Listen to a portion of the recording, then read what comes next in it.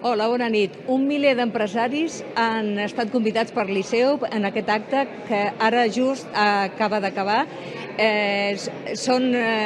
Durant l'acte el Liceu el que ha volgut és animar-los a que col·laborin econòmicament amb el Liceu. Com a incentiu tenen el fet de que l'Estat ha declarat el 20è aniversari de la reobertura del Liceu com un acte d'excepcional interès públic, i això vol dir importants incentius fiscals. Actualment, en concepte de mecenatge, el Liceu rep uns 6 bilions d'euros i voldria incrementar aquesta xifra en un 20 o 25%. Ja donen per fet que les aportacions públiques, que ara són el 40% del pressupost del Liceu, no s'incrementaran els propers anys i, per tant, s'ha de posar l'accent en el mecenatge privat.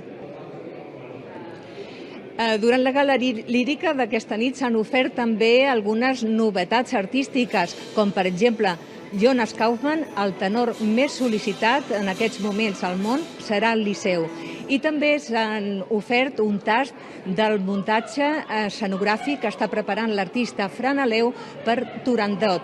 Turandot, un turandot tecnològic i trencador, serà l'òpera que es representarà el 7 d'octubre, que és la data de la celebració exacta del 20è aniversari de la reobertura del Liceu.